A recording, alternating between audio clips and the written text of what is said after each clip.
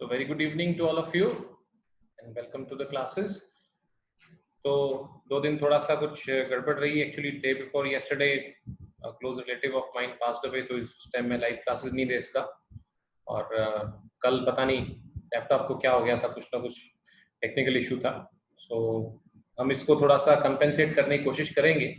जो है ना, हम जो है मॉर्निंग में एक एक्स्ट्रा क्लास रखेंगे day after tomorrow 8 to 9 morning में. ठीक है, तो अगर किसी को दिक्कत हो तो मुझे बता देना पहले. ठीक है, परसों जो है डे आफ्टर टुमारो एक और क्लास रखेंगे हम. 8 to 9 भी पढ़ेंगे, उसमें शाम को तो पढ़ेंगे ही पढ़ेंगे ताकि ये लॉस को हम कवर अप कर सकें. चलिए, तो जो है हम बात करते हैं. हम जो लास्ट बात कर रहे थे, हम कॉलिगेटिव प्रॉपर्टीज की बात कर रहे थे. कॉलिगेटिव प्रॉपर्टीज में जो है मैंने आपको बताया कि जो है इनमें सभी में, ठीक है, क्या चीज होती है. हम पढ़ना शुरू कर रहे हैं आगे. ऑल कॉलिगेटिव प्रॉपर्टीज,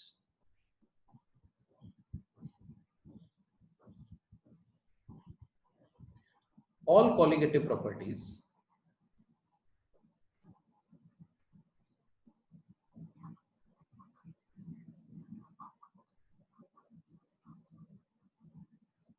have, ये बात मैंने हालांकि आपको बता दी थी शायद, मुझे से ध्यान आ रहा है. 2 दिन का गैप हो गया ना, तो थोड़ा सा मैं भी भूल जाता हूँ कभी कभी.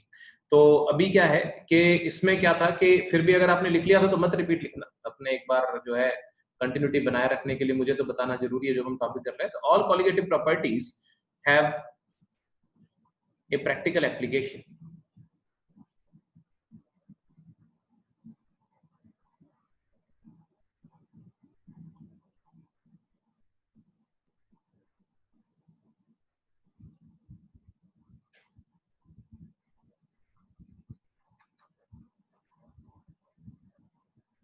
That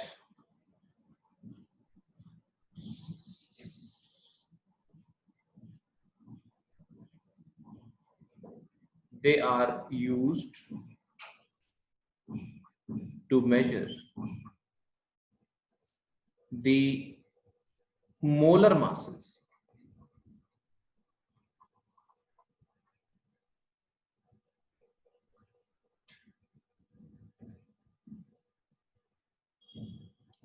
of a non-volatile solute. जो नॉन वॉलेटाइल सोल्यूट होता है उसके मोलर मासेस पता लगाने का काम आता है. लास्ट क्लास में मैंने आपको बताया भी था कि जो है जब आप देखोगे कि इसमें क्या होता है कि जैसे हर एक में जो है आप बात करोगे ना मोलर मासेस, मैंने शायद लास्ट क्लास में बता दिया था भाई. इनवर्स आ रहा है M2 के नीचे, मतलब इनवर्स आता है. कॉलिगेटिव प्रॉपर्टी और M2 मोलर मास ये मेजर करने के काम आता है, प्रैक्टिकली आता है. और कॉलिगेटिव प्रॉपर्टी जो होती हैं वो जो है वो इनवर्सली प्रोपोर्शनल होती हैं इसके. ठीक है ना, होती भी किसके, इसके इनवर्सली प्रोपोर्शनल होती है. जो आपका जो मोलर मास होता है ना सोल्यूट का, उसके इनवर्सली प्रोपोर्शनल. यानी ज्यादा मोलर मास का अगर सोल्यूट होता है तो उसकी जो कॉलिगेटिव प्रॉपर्टी जो आती हैं उनकी वैल्यूज कम आती हैं. ठीक है, अब इसमें जो हम अभी ऑस्मोटिक प्रेशर की पर्टिकुलरली बात कर रहे थे तो उसके हम बात करते हैं. Amongst various colligative properties,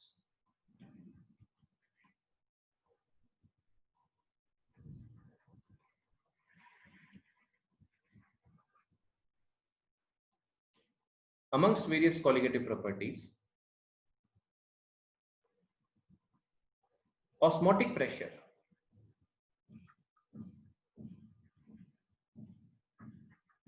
has an advantage. इसमें एक एडवांटेज होता है that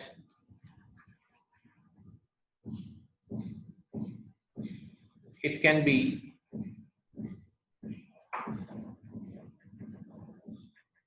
measured at room temperature. पहली बात तो ये कि ये जो है आप रूम टेम्परेचर पर मेजर कर सकते हैं ना. अब जैसे मान लो बॉइलिंग पॉइंट एलिवेशन है, वो तो बॉइलिंग पॉइंट पे निकलेगा. ठीक है, अब फ्रीजिंग पॉइंट डिप्रेशन है तो वो ठंडा करना पड़ेगा आपको अल्टीमेट. ठीक है, तो इसमें जो आपके दिमाग में आ सकता है, हाँ ये है कि वेपर प्रेशर, जो relative lowering of vapour pressure है वो तो किसी भी टेम्परेचर पर हो सकता है, तो वो आप कहेंगे फिर. लेकिन क्या होता है, एंड मोरोवर एक तो ये किसी भी टेम्परेचर मेजर किया जा सकता है, और दूसरी बात क्या है कि its values are large. Osmotic pressure की वैल्यूज जो होती हैं ये बड़ी आती हैं, मतलब relative lowering of vapour pressure की वैल्यूज बहुत छोटी छोटी आती हैं, तो कैलकुलेशंस जो है एग्जैक्ट करने में थोड़ी सी उसमें दिक्कत रहती है, हमें मेजरमेंट में, हमारे प्रिसीजन में, एक्यूरेसी में दिक्कत आती है। तो ये जो है इनकी जो आती है ना, क्या होता है कि वैल्यूज जो बड़ी होती हैं तो ये आसानी से मेजर की जा सकती है, ठीक है ना। तो इसीलिए क्या होता है कि जो है osmotic pressure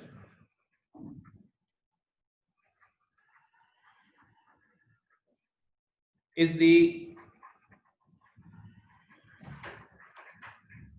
best method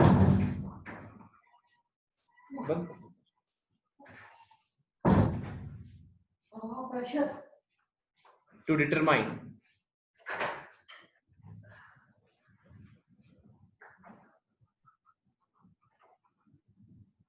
molar masses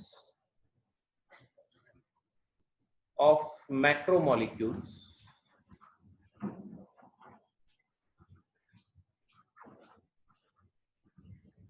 and biomolecules. Biomolecules में that otherwise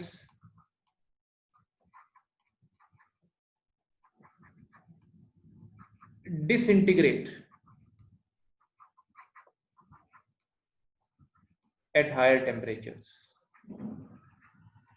हाई टेम्परेचर पर क्या होता है, वो डिसइंटीग्रेट कर जाते हैं।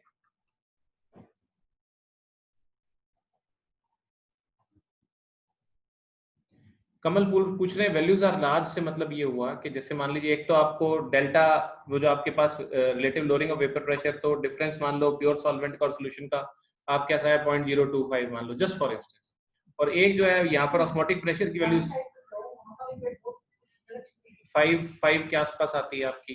तो जो है ये ना मतलब क्या होगा कि आपको जो है ना मेजर करने में बहुत छोटी क्वांटिटीज जो है डेसिमल के पार्ट्स में है, उसमें मेजरमेंट्स आपकी ज्यादा एक्यूरेट नहीं आ पाती हैं, तो ये मेजरेबल होती हैं, इसमें जो है कंपैरेटिवली लार्जर वैल्यूज आती हैं, तो ज्यादा प्रिसाइज हो सकता है। देखो चारों में एडवांटेज गिना रहा हूं मैं ऑस्मोटिक प्रेशर की, भाई फ्रीजिंग पॉइंट और बॉइलिंग पॉइंट एलिवेशन वाले तो वैसे ही बाहर इसलिए हो जाते हैं, मतलब इसके मुकाबले, क्योंकि वो जो है रूम टेम्परेचर पर तो होते ही, वो रूम टेम्परेचर पर तो होते नहीं, तो इसीलिए क्या होता है कि उसमें दिक्कत आती है कि जो ऐसे मॉलिक्यूल जो टूट सकते हैं वो फिर या खराब हो सकते हैं, जो लोअर टेम्परेचर के कारण टेम्परेचर डिपेंडेंट होते हैं, तो गड़बड़ हो जाती है।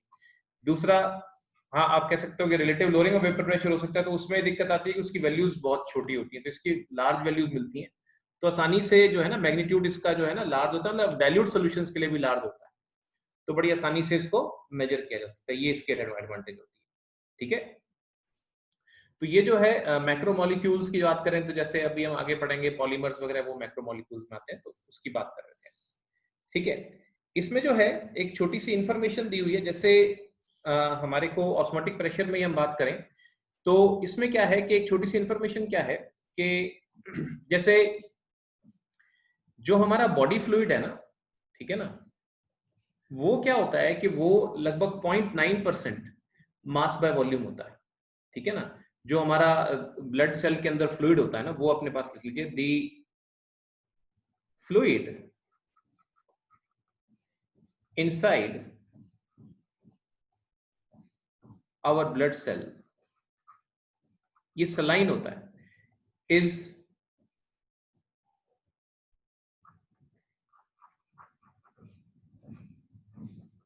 Equivalent to 0.9% mass by volume, ठीक है।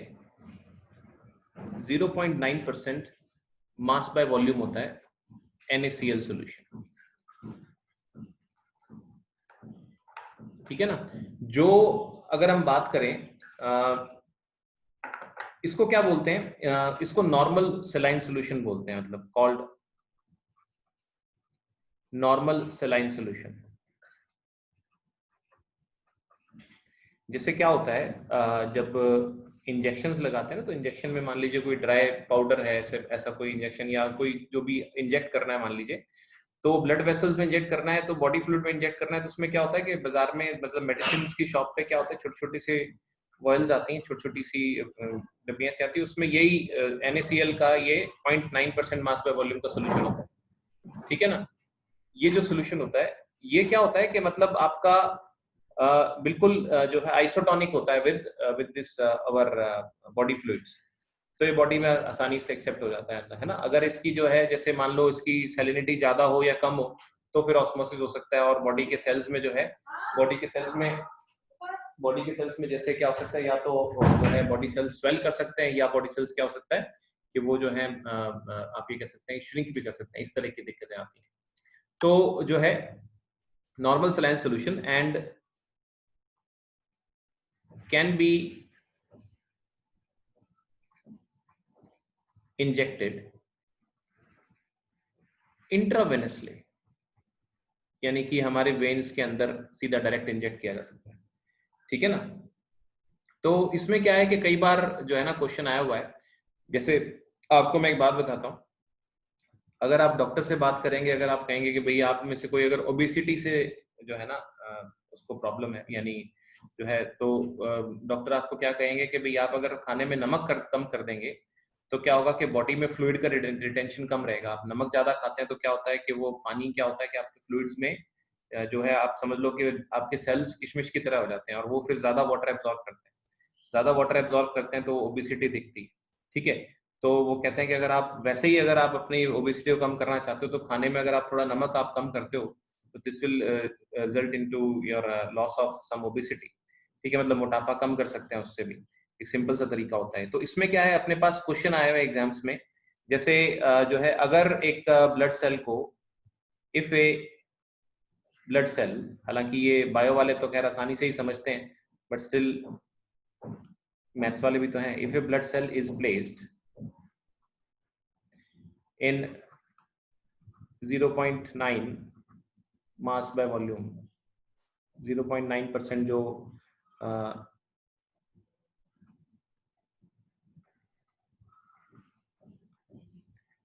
0.9% मास बाय वॉल्यूम में अगर आप रखते हैं saline solution,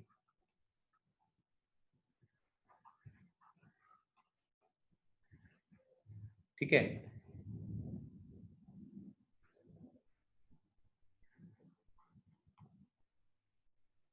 there will be no change.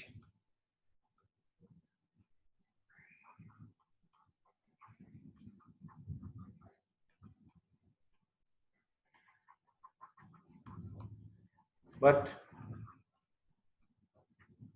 when placed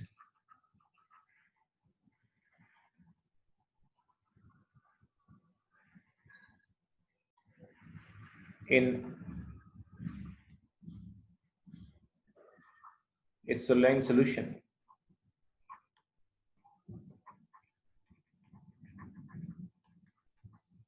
of higher concentration, higher से मतलब जो मतलब आप ये कह लें कि 0.9% से ज्यादा, then the blood cell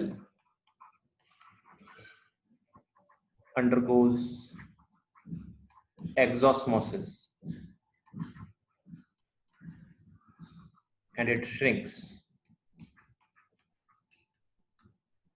and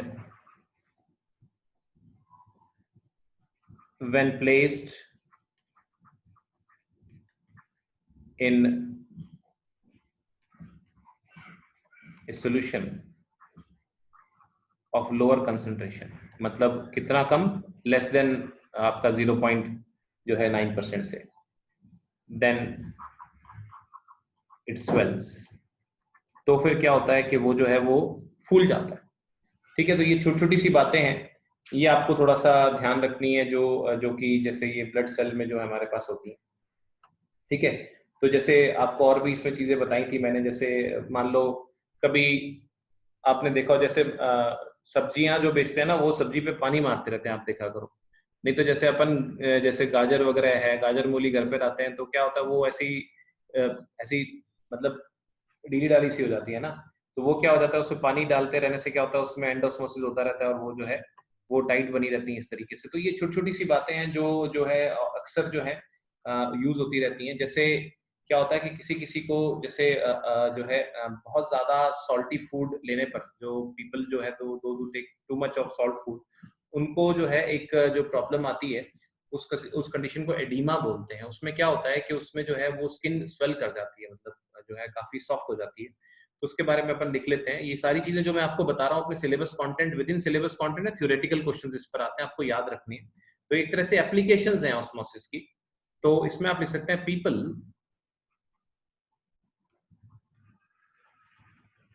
taking a lot of salty food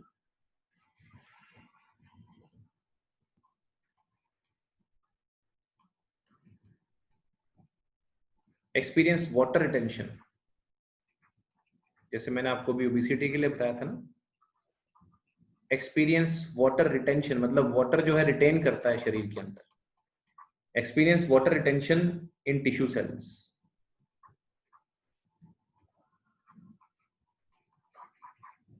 ठीक है, बिकॉज ऑफ ऑस्मोसिस।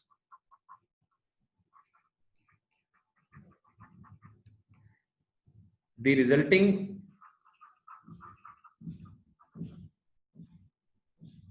जो रिजल्टिंग सिचुएशन होती है, इसको ये क्या होता है, रिजल्टिंग पफिनेस आ जाती है, मतलब स्किन पे ना, मतलब ऐसे फूल सी जाती है, या स्वेलिंग कह सकते हैं। द रिजल्टिंग पफिनेस और स्वेलिंग इज कॉल्ड एडिमा। इसको क्या बोलते हैं, एडिमा बोलते हैं। इस कंडीशन को क्या बोलते हैं, एडिमा बोलते हैं। तो इसी तरीके से जो है प्लांट्स में ये अब जो है वाटर का मूवमेंट जो होता है वो भी ऑस्मोसिस से होता है। वाटर ट्रांसपोर्ट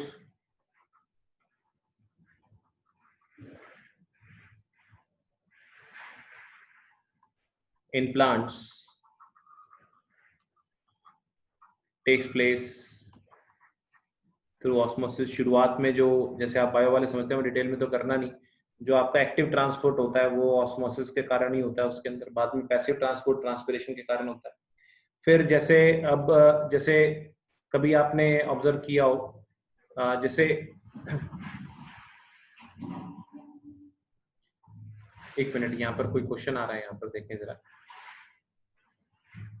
माधवी कह रही है सर कई बार नेट नहीं चलता। माधवी, नेट ना चलने का एक कारण हो सकता है अपने पास डेटा इश्यूज। आज मौसम बहुत बाहर खराब हो रहा है, बहुत खतरनाक हो रहा है, तो जो है इस कारण भी हो सकता है। पहले भी एक बार ऐसा मैंने ऑब्जर्व किया था, एक दिन बहुत मौसम खराब हो रहा था तो नेट जो है बार बार रुक रुक के आ रहा था।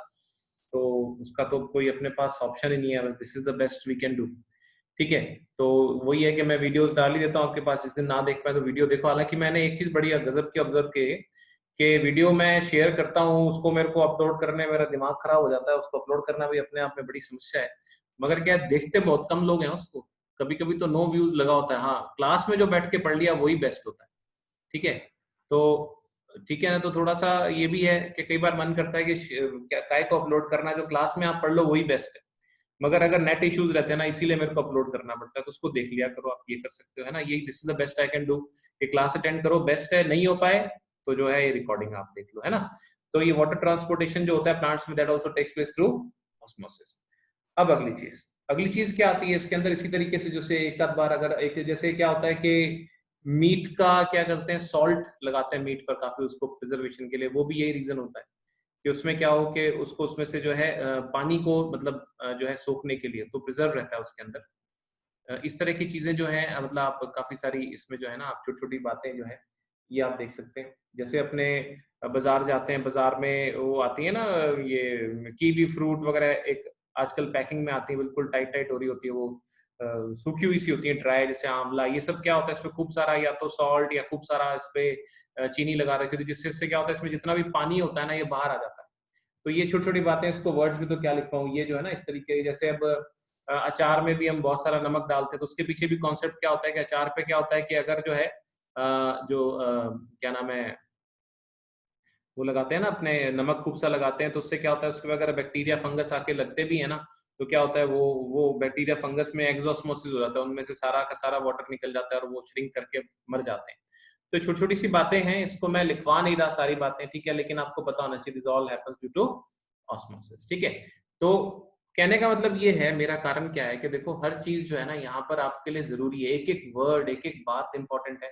क्योंकि क्या है कि जो है ना जब सवाल आते हैं ना, तो सवाल जो है ना कुछ भी आ सकता है इसके अंदर, तो दैट केस हमारे पास ना कोई एक्सक्यूज नहीं होता। तो आपको ये सारी बातें जितनी मैंने बताई ये सारी की सारी आपको पता होनी चाहिए इन सारी बातों के बारे में, ठीक है ना। आपको ये थियोरेटिकल है मगर इसको इग्नोर नहीं करना। मेरा कहने का लगेगा अरे यार ये क्या, अरे नहीं पूछा जा सकता है इसमें से, ठीक है। तो जो है इसको थोड़ा सा आप ध्यान रखिएगा।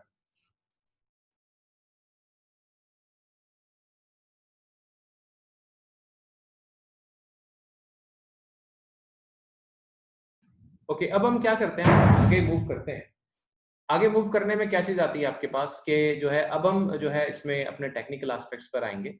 और अगला जो हमारा रादर ऑलमोस्ट लास्ट टॉपिक है इस चैप्टर का, है ना, this chapter is about to end, तो पर सबसे इंपॉर्टेंट टॉपिक है इस चैप्टर का, and that is called abnormal molar masses. तो हम उससे अपनी बात शुरू करेंगे, ठीक है। तो अब हम बात शुरू करते हैं। नया हमारा जो टॉपिक है वो है लास्ट रादर टॉपिक है मगर सबसे इंपॉर्टेंट है। सारा का सारा तरीका ही बदल देगा इस चैप्टर का, अपने जो है ना चेंज होने वाला है बहुत। तो इसको क्या बोलते हैं आप, abnormal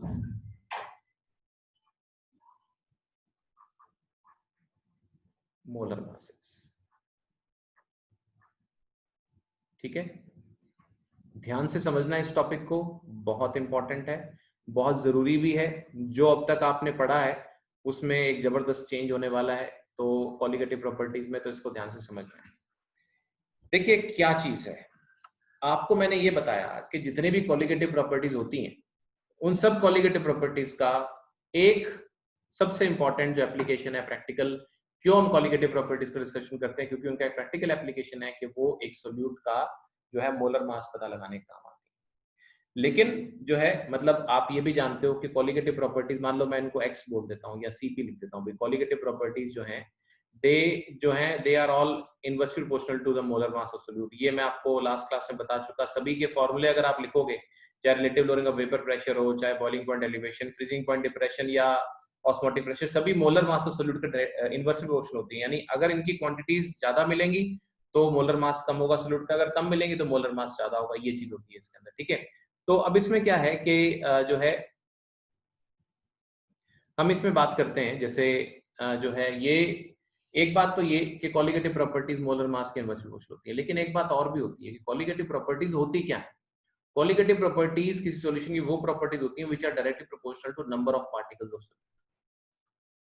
number of particles of solute के डायरेक्टली प्रोपोर्शनल होती हैं, ठीक है, irrespective of their nature, irrespective of their size and nature.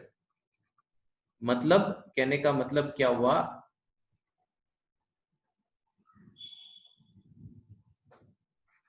इसका मतलब क्या हुआ कि कोलिगेटिव प्रॉपर्टी इस चीज पे डिपेंड करती है कि सॉल्यूशन में नंबर ऑफ पार्टिकल्स कितने हैं। इस चीज पे डिपेंड नहीं करती कि पार्टिकल बड़ा है या छोटा है, कैटायन है, एनायन है, न्यूट्रल है। इस चीज से उसको कोई मतलब नहीं है। उसको ये होना चाहिए कि नंबर ऑफ पार्टिकल्स कितने। अगर नंबर ऑफ पार्टिकल्स जो है उसके हिसाब से कोलिगेटिव प्रॉपर्टी भी बढ़ती है। अगर पार्टिकल ज्यादा होंगे तो कोलिगेटिव प्रॉपर्टी भी ज्यादा डिस्प्ले होगी। ये बात। अब देखो प्रॉब्लम कहाँ आती है। प्रॉब्लम ऐसे आती है, जैसे मान लीजिए मेरा टारगेट, आपने मेरे को टारगेट दिया है कि मान लीजिए पोटेशियम क्लोराइड का मोलर मास पता लगाना है मुझे, ठीक है। पोटेशियम क्लोराइड का मोलर मास मुझे जो पता लगाना है, तो क्या होता है कि जो है, जस्ट मोमेंट, सबको ही दिक्कत आ रही है थोड़ी सी इंटरनेट की, है ना। आज थोड़ी सी ये मौसम बहुत ज्यादा खराब हो रहा है बाहर, तो मुझे लगता है मौसम खराब होने से इंटरनेट पे फर्क पड़ता होगा, शायद तभी दिक्कत आ रही है। खैर जो है यहाँ पर पोटेशियम क्लोराइड जो है, इसकी अगर आप बात करते हो, इसका मोलर मास अगर आपको निकालना है, ठीक है, तो अपने पास अपने को वैसे पता है, अगर इसका जो है कैलकुलेटेड मोलर मास निकालें, कैलकुलेटेड मोलर मास जो अगर अपन निकालें तो अपने को वैसे पता है, जैसे अपने एक बात कर रहे हैं, ये तो चलो इसके एक पता है अपने को, उसकी बात कर रहे हैं तो कोई बात नहीं है। जैसे पोटेशियम का होता है 39 और क्लोरीन का होता है 35.5, तो ये हो गया 9 और 5 14, एक कैरी 74.5 ग्राम्स पर मोल आना चाहिए, ठीक है। लेकिन क्या होता है, अब ये तो चलो मुझे पता है। अब आपने मान लो पोटेशियम क्लोराइड कैसे, आपने कोई सफेद रंग का सॉल्ट दे दिया मुझे, आपने कोई सफेद रंग का सॉल्ट दे दिया मुझे, और ये पोटेशियम क्लोराइड है, मुझे नहीं पता पोटेशियम क्लोराइड, ठीक है, मुझे नहीं पता पोटेशियम क्लोराइड है, मैंने तो पानी में मिलाया, पानी में मिलाने के बाद मैंने उसकी मान लो बॉइलिंग पॉइंट एलिवेशन या फ्रीजिंग पॉइंट डिप्रेशन या रिलेटिव लोडिंग प्रेशर या ऑस्मोटिक कोई भी एक चीज से उसकी कोलिगेटिव प्रॉपर्टी की वैल्यू निकाली। अब कोलिगेटिव प्रॉपर्टी की जो वैल्यू एक्चुअली जो आनी चाहिए थी ना, जो एक्चुअल आनी चाहिए थी, उससे क्या होता है, वो क्या होता है, नंबर ऑफ पार्टिकल्स से डिपेंड करती है। और पोटेशियम क्लोराइड, अगर मान लो मैंने पोटेशियम क्लोराइड के 100 मतलब मॉलिक्यूल्स लिए, मॉलिक्यूल कहना गलत होता है वैसे इसके लिए, 100 मॉलिक्यूल लिए अगर मैंने, तो 100 लिए तो इसका आपको पता ही है पानी में डालने पर तो 100 का कितना हो जाता है, ये 100 का 100 पोटेशियम और 100 क्लोराइड आयंस हो जाते हैं, तो 100 का 200 हो जाता है, ये 100 का 200 हो जाता है, तो नंबर ऑफ पार्टिकल्स डबल हो गए। इसका मतलब क्या हुआ कि जो मैंने सोचा था पोटेशियम क्लोराइड के लिए, एक्सपेक्टेड से मेरे पास कोलिगेटिव प्रॉपर्टी डबल आएगी। जो कोलिगेटिव प्रॉपर्टी है वो क्या होगी, वो क्या होगी कि डबल आएगी। डबल क्यों आएगी इसके अंदर, कि जो है इसका कारण क्या रह जाएगा इसके अंदर, के डबल आने का कारण क्या होगा इसके अंदर, के जो है यहां पर पार्टिकल डबल हो गए ना, तो कोलिगेटिव प्रॉपर्टी डबल आएगी। जो सही आनी चाहिए थी कोलिगेटिव प्रॉपर्टी, उससे डबल आएगी, 2 टाइम्स आएगी मेरे पास, क्योंकि पार्टिकल 2 टाइम्स हो गए। ठीक है, अब जो एक्चुअल कोलिगेटिव प्रॉपर्टी आनी चाहिए थी, जो भी वैल्यू आनी चाहिए थी, उससे डबल वैल्यू प्रैक्टिकली मेरे पास आएगी, क्योंकि पार्टिकल बढ़ के दुगने हो गए। अब कोलिगेटिव प्रॉपर्टी जब दुगनी आएगी, और कोलिगेटिव प्रॉपर्टी मास के इनवर्स प्रोपोर्शनल होता है, तो कोलिगेटिव प्रॉपर्टी जब दुगनी आएगी, यानी जो आपके पास आनी चाहिए, मान लो उसका ट्वाइस सीपी आती है आपके पास, ठीक है, तो इसमें क्या है, अगर आपके पास दुगनी आती है और ये अपन कहते हैं मान लो मोलर मास, तो आप समझो ये क्या हो गया आपके पास, कि जो भी आपके पास मोलर मास होगा, वो मोलर मास क्या होगा कि आपके पास वो जितनी भी आपके पास वैल्यू आती है उसके मुकाबले क्या होगा, आधा आएगा आपके पास। ठीक है ना, जब कोलिगेटिव प्रॉपर्टी डबल आएगी तो मोलर मास क्या हो जाएगा, वो आधा हो जाएगा आपके पास, जितनी भी कोलिगेटिव प्रॉपर्टी उसका आधा आएगा आपके पास। तो एक्चुअली जब हम मेजर करने चलेंगे ना, तो पोटेशियम क्लोराइड का मास जो है, जब रियलिटी में हम मेजर करते हैं, तो जो होना चाहिए था उससे हाफ मिलता है, यानी 74.5 से आधा। ठीक है ना, टाइम अप हो जाए तो आपको पता ही है, दोबारा इसी लिंक पे लॉगिन करना है, तो 74 का आधा कितना होता है, 37.25 हमें जो है ये मिलेगा। ठीक है ना, इंस्टेड ऑफ गेटिंग जो है 74.5, उसकी जगह पर 37.25 ग्राम्स मिलेगा। तो ये जो है, ये एबनॉर्मेलिटी आ गई, ये प्रॉब्लम है इसके अंदर। This is the thing we are talking about. आप अगर अभी तक ध्यान से देखेंगे, जितने भी मैंने आपको न्यूमेरिकल्स कराए हैं, उसमें एक साफ साफ एक वर्ड लिखा होता है, a non electrolyte solute. Solute के लिए एक कैरेक्टरिस्टिक लिखी होती है, नॉन इलेक्ट्रोलाइट। शायद आपने ध्यान दिया हो, शायद नहीं दिया हो, एक वर्ड होता है नॉन इलेक्ट्रोलाइट लिखा होता है। अभी तक जितने ही मैंने आपको न्यूमेरिकल्स कराए, उसमें मैंने आपको एक वर्ड लिखाया कि सोल्यूट कैसा है, नॉन इलेक्ट्रोलाइट है। नॉन इलेक्ट्रोलाइट में क्या होता है कि वो पानी में डालने पर या जिस भी सॉल्वेंट में डालने पर किसी भी प्रकार से डिसोसिएट नहीं करता।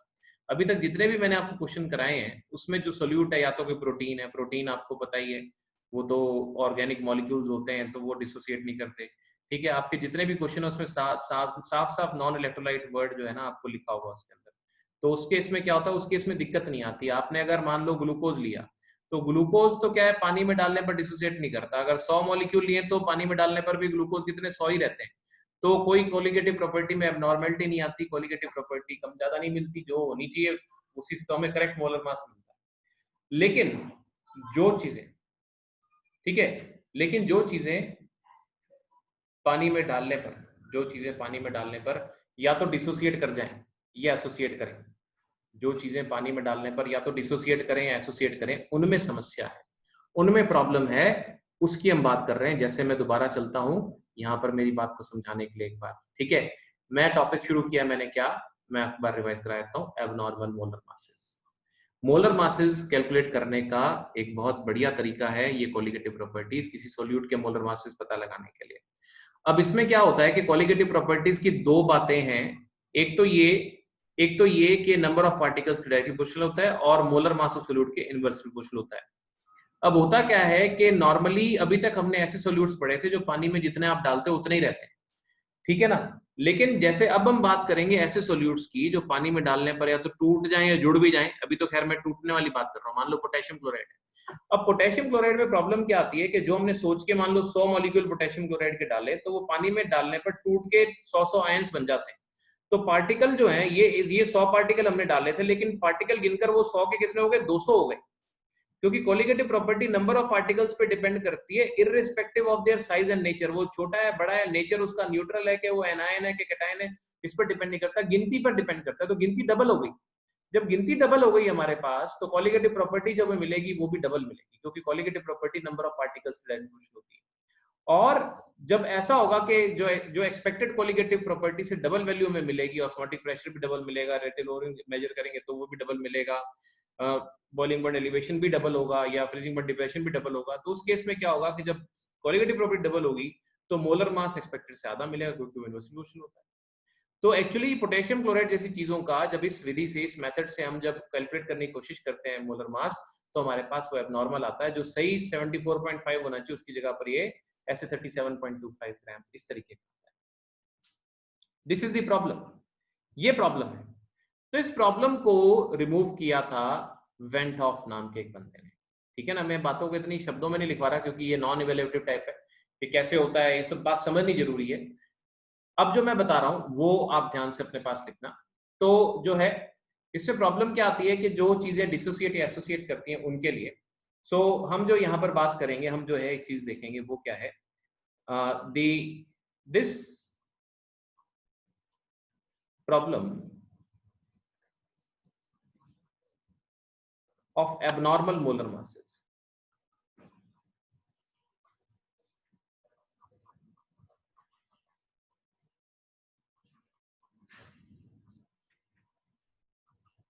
can be resolved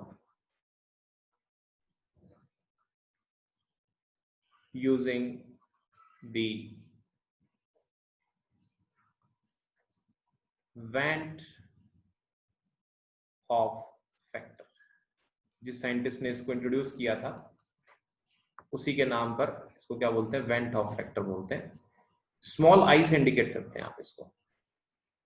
ठीक है, ये क्या चीज होती है इसको समझने की कोशिश करें। यहां तक कोई डाउट है, कोई परेशानी, कोई बात जो समझ ना आई हो, प्लीज मुझे आप कोई डाउट्स हो तो पूछ सकते हैं। ओके, तो क्या है कि जो है यहां से हम अपनी बात शुरू करते हैं। ये क्या है कि वेंट हॉफ फैक्टर जो है ये क्या चीज होती है। ये क्या होती है कि जैसे आई जो है ये होता क्या है, ये एक रेशियो होता है, इसकी कोई यूनिट नहीं होती। ठीक है, ये रेशियो में क्या आता है, ये होता है total number of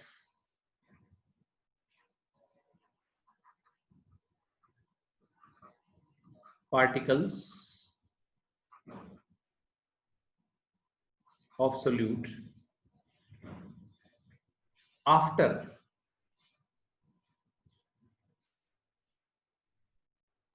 dissociation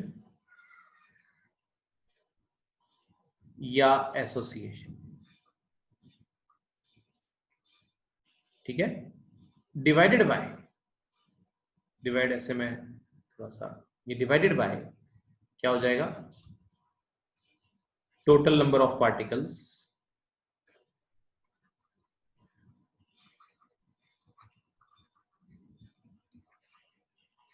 of solute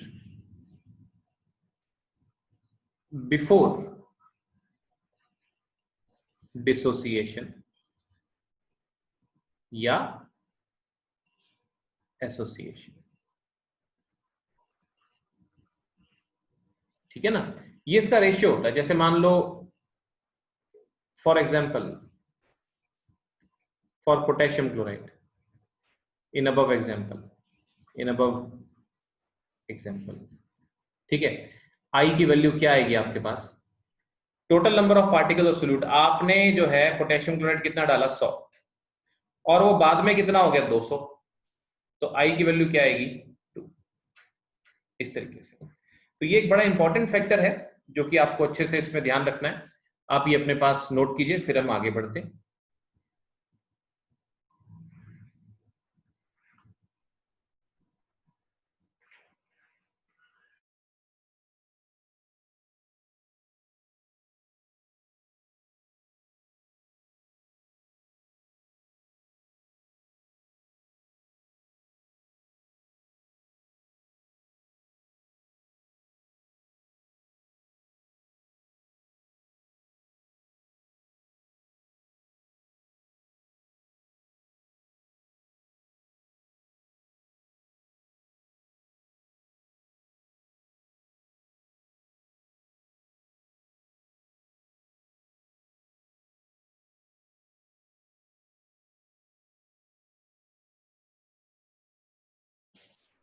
okay, so hopefully आप सबने लिख लिया ये। तो अब देखो, इसको हम एक बार जरा पूरी चीज को समझ लें, ठीक है ना। ये जो मैंने आपको बताया एबनॉर्मल मोलर मासेस के बारे में है सारी चीजें। एबनॉर्मल मोलर मासेस में ये जो है समरी मैंने आपको बताई, ये क्या है। अब ये आई जब आप यूज करेंगे ना, ये आई जो है हमारी इस एनॉमली को, इस परेशानी को रिमूव कर देगा, ठीक है ना। जब आप आई की बात करोगे तो ये हमारी इस परेशानी को खत्म कर देगा। वो देखते हैं अपने कैसे।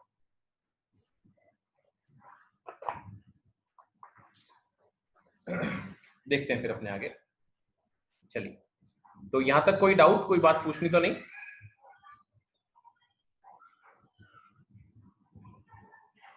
Okay,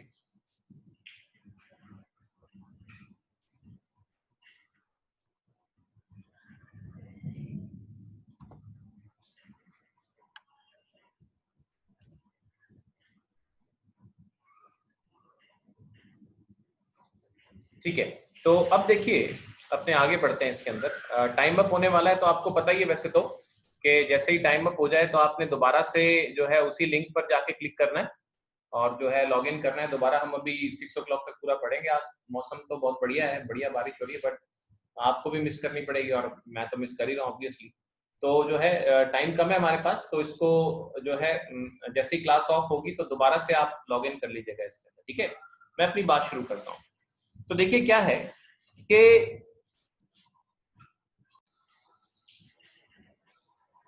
the correct expressions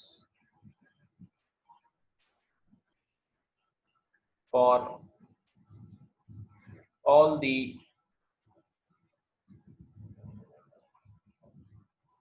colligative properties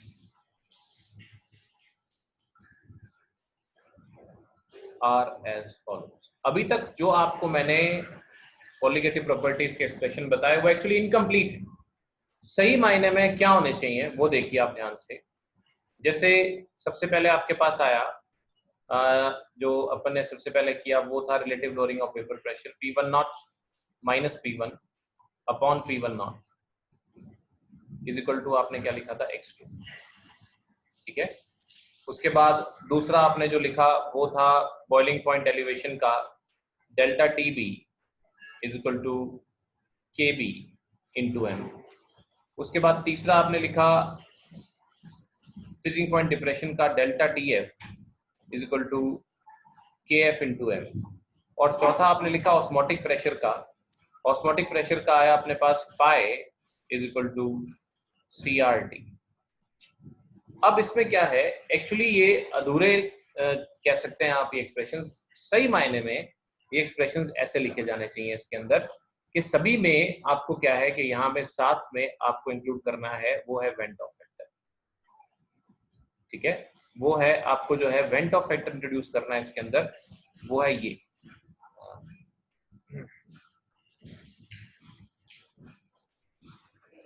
यहाँ पर आया आपके पास आई, यहाँ पर भी आई,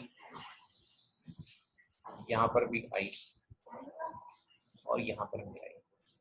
एक्चुअली सही मायने में जो सही यहाँ पर जो फॉर्मुलेशन है आइंदा के लिए, अब इस स्टेज पर आने के बाद हमेशा के लिए आपको जो सही एक्सप्रेशन याद रखना है वो ये याद रखना है। आपने जो सही एक्सप्रेशन है ना वो आपने ये याद रखना है, ना कि पिछले वाला। ये सही एक्सप्रेशंस होते हैं for all the colligative properties, जिसमें क्या होता है कि राइट हैंड साइड पर जो है जो आपका वेंट ऑफ फैक्टर है वो होता ही होता है। ये आपको ध्यान रखना है इसके अंदर, ठीक है ना। ये जरूरी चीजें हैं, ये आपको हर हालत में याद रखनी है कि आइंदा के लिए। अब ये बात करते हैं कि सही कैसे कर देता है इसको, वेंट ऑफ फैक्टर लगाने के बाद ये सही कैसे हो जाता है उसकी बात करते हैं, ठीक है। वेंट ऑफ फैक्टर लगाने के बाद ये हमारे एक्सप्रेशन सही कैसे हो जाते हैं वो देखो आप, ठीक है। देखिए क्या होता है कि